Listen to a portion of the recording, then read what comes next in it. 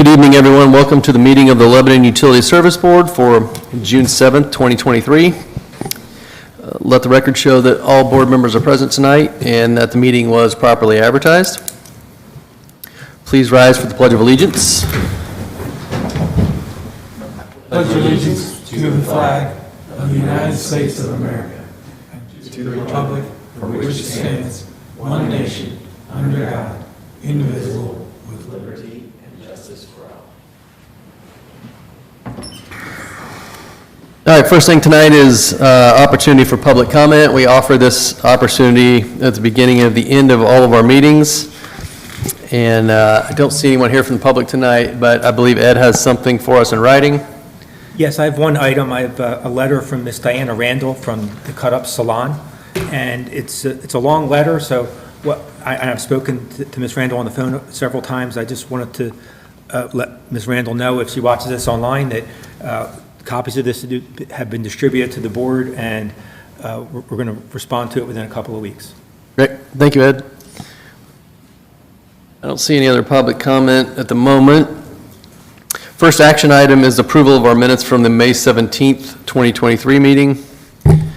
Everyone had a chance to review those minutes, and if so, I'd entertain a motion to approve. I make a motion to approve the minutes for May the 17th. Second. Motion made by Bill, seconded by Tim to approve the minutes from May 17th, 2023. Any additional discussion? All in favor signify by saying aye. Aye. Any opposed?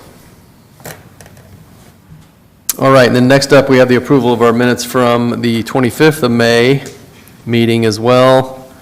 Any discussion or questions on those minutes? Not, I entertain a motion. Motion to approve minutes from May 25, 2023. Motion made by Tim, seconded by Ann to approve the minutes from May 25th, 2023 meeting. Any additional discussion? All in favor signify by saying aye. Aye. Any opposed? Okay, our next item tonight is the Lebanon Business Park Station Reimbursement Agreement. And the council's here tonight and will present this reimbursement agreement. Or Ed going to do that? Yeah. Okay. Yes, we met with the Redevelopment Commission, and several board members were there as well. We had a good joint meeting. We've distributed an agreement where the RDC is going to reimburse us for the expansion of the Lebanon Business Park. It's going to expand from approximately 1,500 EDUs to 3,000 EDUs. It's in the best interest of the RDC and the community to help this expand. So we have a meeting in the mines there, and we have a draft agreement that's been distributed. There might be some minor legal changes to it later when the RDC meets and reviews it. And feedback we have from their attorney is there's like some minor language that they might want to change. So I would request that the board approve this and approve it with Further legal review. for further legal review. Thank you, Mr. Stoner. Okay, thanks, Ed. Any questions for Ed or in general on this item? If not, I entertain a motion. I make a motion to approve the presented legal business park station reimbursement agreement with Lebanon Redevelopment Commission with further legal review. If I may, Counsel? subject to further legal review and authorizing signatures. And authorizing signatures. I amend that. Okay. Second. Motion made by Bill, seconded by Aaron to approve the Lebanon Business Park Station Reimbursement Agreement. Any additional discussion? One of my concerns and interests is that the availability fees that have been approved would cover future cost of projects. The RDC is helping make certain that takes place with this agreement to share half the cost of the business Park Regional Lift Station. Also, I have discovered that one $4 million project for an expansion of the North Side Lift Station, that we will not have to bear the entire amount of that cost, that the Eli Lilly development will help pay for a significant portion of that cost. So these two items combined, where developers are helping to, or the benefits of developers are helping to share the cost, make us whole when it comes to future availability fees covering what we anticipate them to need to cover. So I'm really happy to pass this agreement, and thankful that the RDC and the mayor have agreed to do this. Right, anything else? Comments, questions? Well, I just wanted to clarify my understanding that the pending further legal review is not intended to allow change to the substantive terms of the agreement, rather just making sure that the language is all proper. That's correct. The most substantive thing in my discussions with council is he would like a dispute resolution provision. Okay. Right, anything else? We have a motion and a second. All in favor? Aye. Any opposed? All right, thank you. Next action item is the vac and trailer purchase, and our water wastewater manager, Ryan Ottinger, is here tonight to go over that with us. Hey, Ryan. Good evening or afternoon, depending on when you, or morning, I guess, depending on when you watch this. I am asking for the approval of a vac and trailer for the water distribution crew. The vac sits on the trailer and is a pull behind. You would see it out at job sites. It's an important part of the job site for any leaks we would have. We are able to vac in tight spots where sometimes you can't get a backhoe in there. Also, it's not as obtrusive as a backhoe. So if you have any underground utilities that you don't know about, or you do and you have to work around, if they're in the same area, you're able to vac that out instead of digging with a backhoe, so you're not ripping out anything that's buried underground, and is much safer for the crews when they get into tight spots, because some of the older infrastructure, unlike the new stuff that we put in, is in pretty tight spots. The current vac that we have is over 15 years old, and is all manual and pretty labor intensive to use. So the new one would have hydraulic arms on it, hydraulic hoses, and take a lot of labor intensity out. So the crews would be able to use it in the field, and it's a much safer scenario. It does have, as part of the bid, the arrow boards on the back directing traffic with LED lights. So if it is parked in a lane, it's flashing on top with an arrow for them to go left or right if there is a lane shift, which is an added level of safety. But we felt that for the cost of adding that, it was a no-brainer for us to have that when the guys are out, especially in conditions at night, wintertime, anytime that the visibility is lower. The more we can be seen, the better. We did reach out to 4 trusted vendors, got quotes from all 4, and this was able to come in under budget from the same vendor who, Vermeer Midwest. Vermeer is what we currently have, and so it's a trusted product. They also are offering a trade-in, so we won't have 2 vacs sitting around. We'll just have the new one. And it is budgeted in line item number 7 in our capital additions of this year's budget. The budget was $125,000, and this quote came in at $107,732. So that's always good. It's difficult to predict the cost of these when you're doing them, 8-9 months ahead of time of when you might actually order it. So we're fortunate with that. With that, I can answer any questions you might have about the VAC or the trailer or how it came about. You want to declare the existing unit surplus first?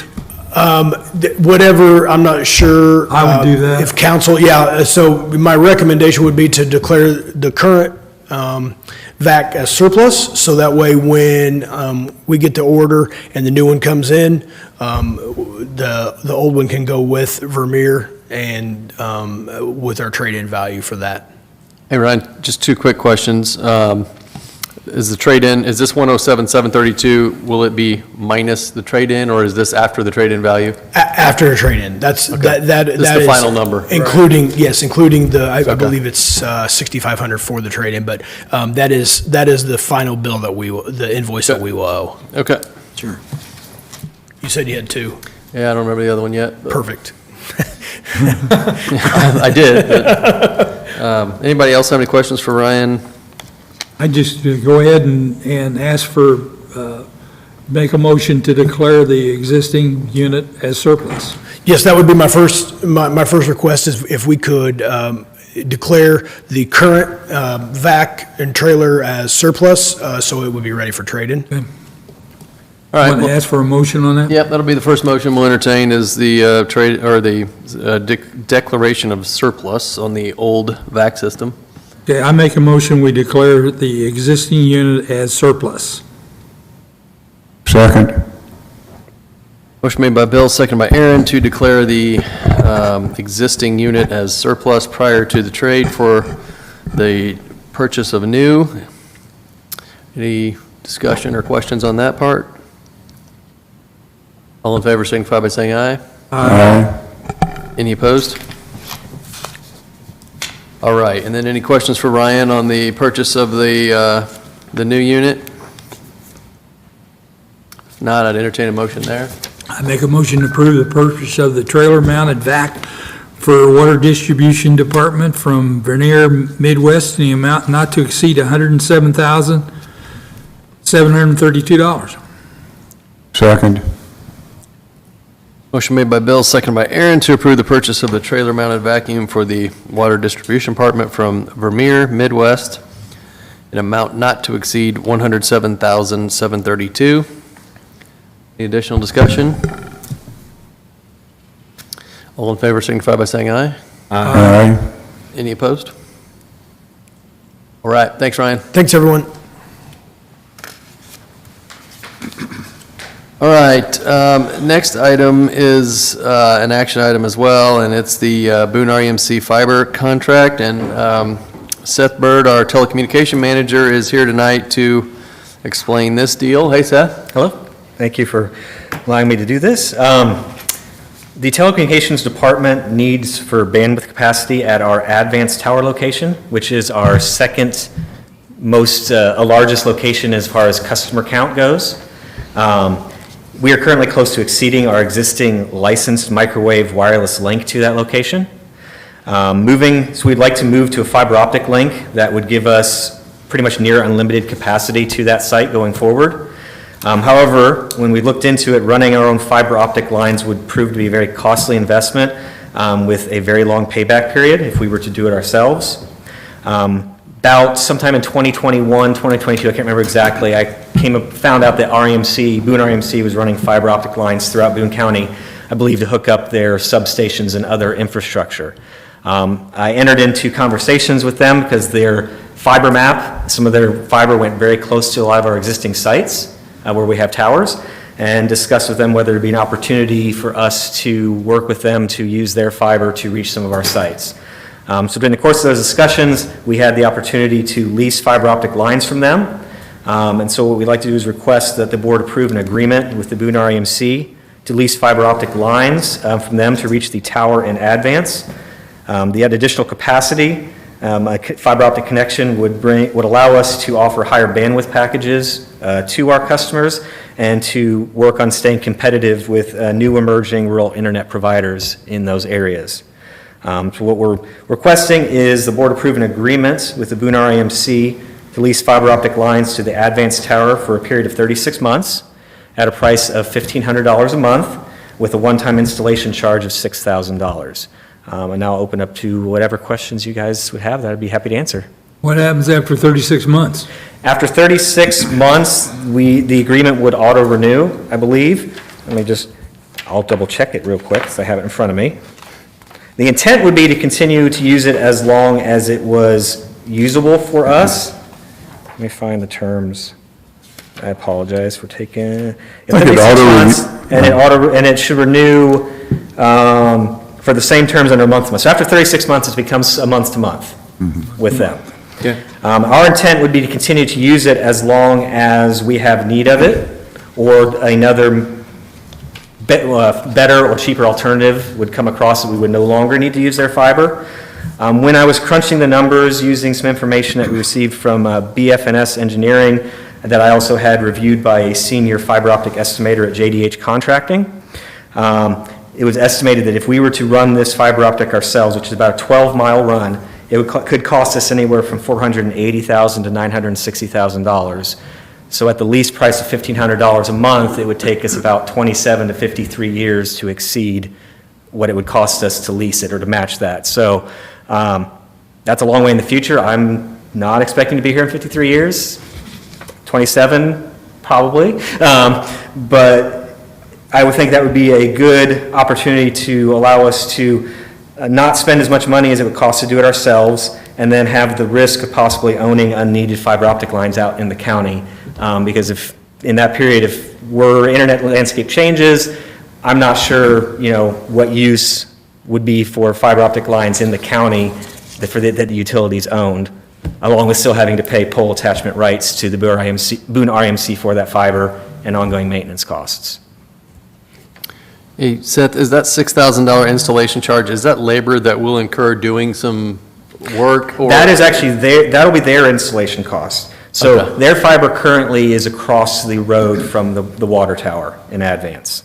They kind of routed it, when the negotiations, they kind of routed it close there, expecting this to possibly go through. So they had it close, but they have to run it underground from across the street over and into the tower. So that's a one-time $6,000. We do have some other costs involved on our end that would be just our expenses of getting equipment to support it, installing other things, but aren't part of this agreement itself. Okay. Let's see, you mentioned that the advanced tower serves some of our customers. It's the second largest single site of our customers, so Do we plan upgrades for other sites that would serve the additional customers? as needed. So our largest site is a tower in town that's already fed with fiber we own directly from the building here, so that wouldn't need any change. We do have, and I had in our budget for 2023, and I'm not sure it'll happen. If it does, I'll be coming before you with that one later in the year. But we do have a second site up in the North Hazel Rig area that I would like to do something like this with as well. Our other towers at the moment are small enough that they are sufficiently serviced with the wireless microwave links and don't need fiber optic. But those can change over the next, years and time. So whether we utilize something like RMC for those sites in the future, or whether things change where we can do it via a different means, or our own fiber because the sites are closer or whatnot, because we have sites kind of geographically all over the county. Advance is one of our farther ones. But to answer your question, maybe Advance is one I definitely wanted to do, and I have a second site that we may want to do that was in the budget but may not happen until 2024 if this one goes well and we're able to get approval for a second site. One thing I like about this agreement is that we will be having increasing competition. From what I read in the paper, it seems apparent. I think you made a comment related to that too. So we've got 3 years to see what the nature of the competition will be, and this 3-year expenditure is well within our means. So it'll be interesting to see where we are 3 years from now. Yeah, definitely. The idea is to, keep it where we're able to provide a competitive alternative out in the county for our customers, to anticipate the growth needs, and to, as Telcom has or will be soon retiring, I think, any internal debt that a department had, using that excess funds to invest into the infrastructure to improve the service for our customers. Right, good info. Anything else for Seth? If not, I entertain a motion. I move to approve the agreement with Boone REMC to lease fiber optic lines to the Advanced Tower for a period of 36 months at a price of $1,500 per month with an installation charge of $6,000. Second. Motion made by Tim, seconded by Bill to approve the agreement with Boone REMC for leasing of fiber optic lines for the Advanced Tower for 36 months at $1,500 per month with a $6,000 installation charge. Any additional discussion or questions? All in favor signify by saying aye. Aye. Any opposed? All right, thank you, Seth. Appreciate it. Okay, next item is the approval of our claims, payrolls, and transfers dated this June 7th, 2023. Any questions or discussion on these items? And if not, I'd entertain a motion.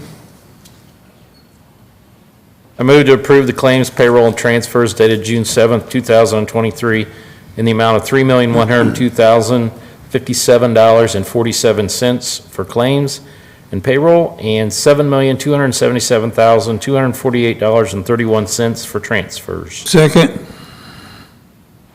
Motion made by Tim, seconded by Bill to approve the claims, payrolls, and transfers dated June 7th, 2023. Any additional discussion? All in favor signify by saying aye. Aye. Any opposed? All right, thank you. Any other business from or for the board tonight? Right, we'll ask for public comment again. I don't see anyone here with comments. Anyone have anything on that note? All right, our next meeting will be Wednesday, June 21st at 5 PM, and if there's nothing else, I'd entertain a motion to adjourn. I make a motion, we adjourn. Second. Motion made by Bill, second by Ann to adjourn. All in favor, signify by saying aye. Aye. Any opposed? All right, we stand adjourned. Thank you, everyone.